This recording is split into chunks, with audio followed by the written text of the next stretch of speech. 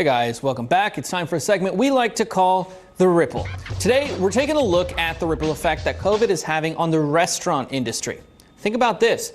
Since the pandemic started, more than 110,000 restaurants have permanently shut their doors. And that's according to the National Restaurant Association. And just in the last 3 months alone, about 10,000 restaurants have closed. To keep more restaurants from meeting a similar fate, members of the restaurant industry are calling for COVID aid. There have been demonstrations at the U.S. Capitol urging Congress to pass the Restaurants Act. The $120 billion grant would cover vital costs such as supplies, rent, payroll, and PPE. But what's it like, or what's it going to be like being a restaurant during this pandemic? Joining me now is John Horne. He's the owner and operator of Anna Maria Oyster Bar. Now, there are 4 locations south of Tampa in the Bradenton area. Hey, John, thanks for being on the show. First of all, describe to us what it's been like to be a restaurant owner during a pandemic, because I know it ain't easy. Yeah, it's been tough. It truly has. You know, we weren't getting noticed. All of a sudden they say you're going to have to close down this week, and you don't know how long you're going to be closed. We were closed down for 7 weeks. And then we opened back up at 25%, but we could seat outside. And then we went to 50%. And so, you know, it's just been up and down. And then supply chains have been really hard to get. I mean, a lot of our product can't get, a lot of the things we need for PPE. So it's just been such an uncertain time. And in Florida, we're open back up now for 100%. But we've chosen to stay at 50% in our restaurants. That's interesting, John, because a lot of people focus on the amount of customers you can have, whether or not you can sit inside, but you're talking too about the supply chain. So that's something important that a lot of people don't talk about either. I'm just curious, how have you been able to adjust to the way that, I mean, you know, in terms of all of the restrictions that come in, that go out, that come in, that go out? I mean, how do you adjust to something like that when things are so uncertain? Well, the restaurant I'm standing in right now is our one. It's on our Cortez Road location. Mm-hmm. We completely did our kitchen during the 7 weeks, and we set it up so that we could handle to-go business better, because we knew after we opened back up that a lot of people more people were gonna eat at home than were eating in the restaurant. So we were expecting our carry-out business to probably double, and it has. It's actually tripled since we've opened up. So we streamlined in the kitchen so that we can get products out. We can get it out to curbside. So we did a lot of things like that. But as I said, we have decided not to open 100% of our dining rooms. We're staying at 50%. Our clientele have told us that they're not comfortable being in a packed restaurant. And so we've honored what they've said. We've listened to our guests and said, we're going to stay at 50%. Again, as I said, we're fortunate in Florida. We have outside, it's December, and it's still nice. It's, you know, I think it's 65, 70 degrees here today. And so we're still serving outside on our patios. And then, you know, we improvised with some tents and everything. So we've been very fortunate. And John, you're also the restaurant director of the Florida Restaurant and Lodging Association. What have you guys been doing to fight for Florida restaurants, to keep them from closing, to keep them afloat? Well, the association has been just awesome throughout this. Not only are they, you know, trying to work with legislatures, with the governor, but they're also keeping a communication up and down. So, you know, all these executive orders were coming out while we were, you know, in the middle of it. And, you know, for the layperson, for the mom and pop restaurants, it's hard to interpret those. So they have absolutely been just the place to go to find out what we can do, what we can't do. They had a weekly Zoom meeting with quite a few restaurateurs that represented probably 500 restaurants every Monday morning, and we all just talked. What's going on? What are you hearing? What are you interpreting? So the association has just been invaluable during this time. Now, we've heard about the loose COVID measures that the state of Florida has in place. We've been talking about them here.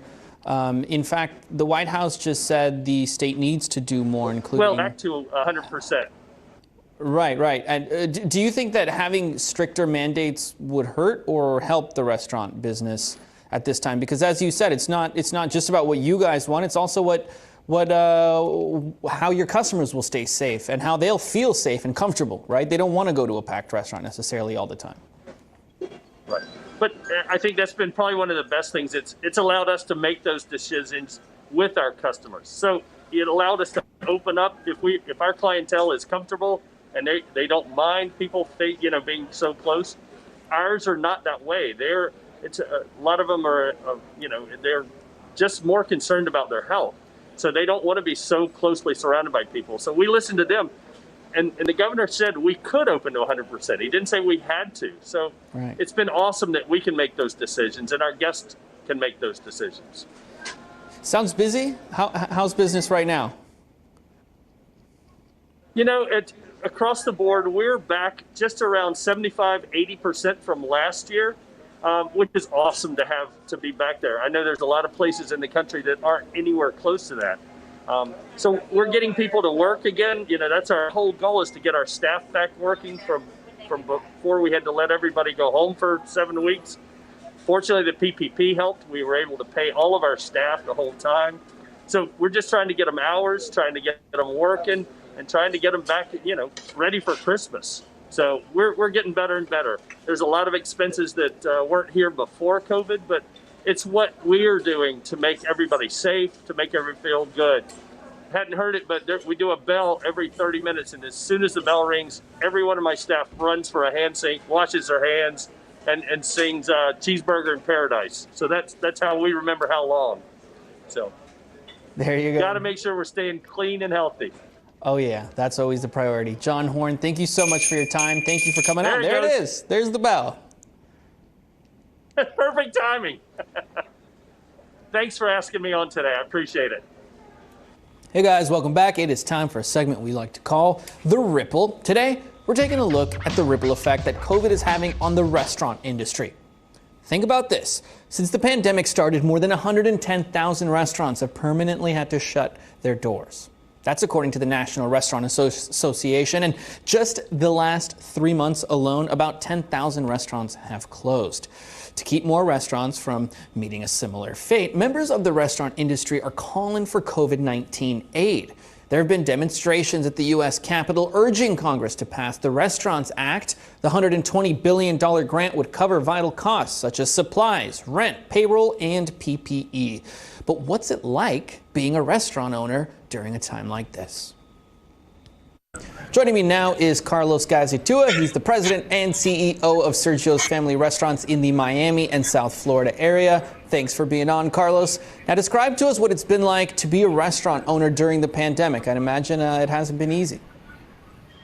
Well, thank you for having me on. It sure hasn't been easy. I could tell you it's survival of the fittest, and being able to adapt is an understatement. We've had to rethink our business, be able to think not just selling within the four walls, but be able to sell through digital and vertical channels is really truly the success model and formula we've had to really incorporate in our business, as we've had to not only fight through the marketplace challenges, right, to survive, but now with government policies restricting many restaurants to just takeout and delivery, you've really had to be creative and think outside the box. That's for sure. And you're using words like survival of the fittest, and it truly is. You're a small business, you're a business, I should say, and you're watching others around you fall, and that must be scary in itself. And you talked about how you've gotten creative and how you've adjusted. You talked about going digital and things like that, but how about physically? Have you had to do any like barriers, or I saw one restaurant in New York like creating these like plastic bubbles for people to eat in. It was crazy. Have you had to do anything like physically? Well, when we got it restricted for dine-in, indoor dine-in, we had to go ahead and create tents outside. And it was during the monsoon season here where we had hurricanes. So that was interesting, where people just can get poured on while drinking wine or eating food. It was not a great formula for success, but many restaurateurs had no choice but to try to invest and create areas that we can do outdoor dining just to survive the tough summer. And thank God we were able to survive. Yeah. Now, you've been incredibly vocal about restaurants and the role that they play in the community. Can you speak on that a little bit? Why are these businesses specifically so important to certain neighborhoods?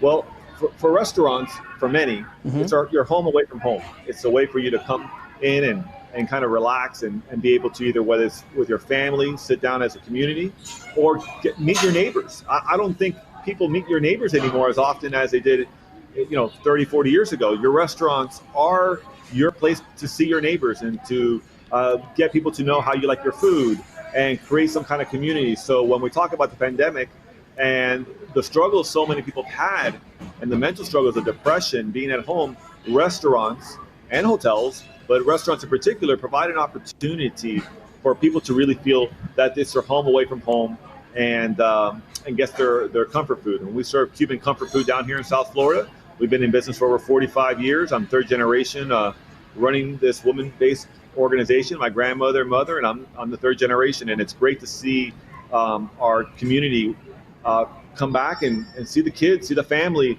see our consumers really getting to enjoy food, though it's been difficult. We've heard about the loose COVID measures that the state of Florida has in place. Loose, depending who you ask. In fact, the White House just said the state needs to do more, including have people wear a mask at all times in public, for example. Do you think that having stricter mandates would hurt or help the restaurant business? Because also, it's not just about these mandates. It's about people, your customers, feeling safe, feeling comfortable, right? Where they're enjoying, where they're getting away from the stuff that's stressing them out and having that glass of wine, for example. Well, it's a careful balance. I know that here in our state of Florida, we've been blessed that the government has been aggressive to keep us open, but done in a way that focuses on individual responsibility, but also preserve our economy. I will tell you from our perspective here in Dade County, we were the first county in our state to require masks. I was part of the restaurant task force, and we wanted to make sure that our citizens protected themselves as the information came out. Obviously, the information was changing almost every week, every month. When the pandemic occurred, but we were able to get that policy in place for restaurants opening with masks on, and it's been a success story, I would say, for Dade County in the state of Florida to keep the positivity rates down. Now, we have the largest county in the state, so it is a difficult task, but if you don't provide safety for your guests and your employees, then the customer's not going to feel safe to come to your restaurant. So the question is how do you do this careful balance? We've seen lockdowns in different states, and positivity rates are still going up. So there's no science-based data that can tell you a lockdown helps you because we live in a global society. People aren't staying at home. They're not locked down in terms of just you can't move from your house. So the fact is that you have to try to figure out how to balance the economy with the safety of your guests and safety of your employees. And I don't think any politician has figured it out yet. I think it's a 2 steps forward, 1 step back, and I think it's going to take individual responsibility on the restaurateurs and the individuals to be able to figure it out. And I think social distancing, safety measures like masks, washing your hands, and not being complacent. And that's the difficult part right now, where we're kind of all feeling complacent all over the world, right? We've been on this for some time, and we got looks like another 3 or 4 months left. Winter's coming, it looks, and it's going to be a tough one, but we're blessed in the state of Florida. It's 80 degrees right now, and it's winter, so that's hot. So we're okay here compared to New York and other locations. But I would tell you what every restaurant needs right now in the United States is a second round of PPP. The first round helped us survive. All that money is run out. We are going to go through our peaks and valleys on these spikes. And then you have, again, the government side, people doing different policies based on your state. Second round, the PPP is a must, and Congress needs to act now and make it tax deductible so we can survive and get to the summer.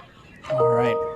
Carlos Gazitua, thank you so much. Good luck to you, sir. Sounds like you got it figured out. Good luck to you. Thanks for coming on. Now I'm thinking about rice and beans and plantains. Now I'm hungry. Thank you, sir. Love to see you here. Thank you.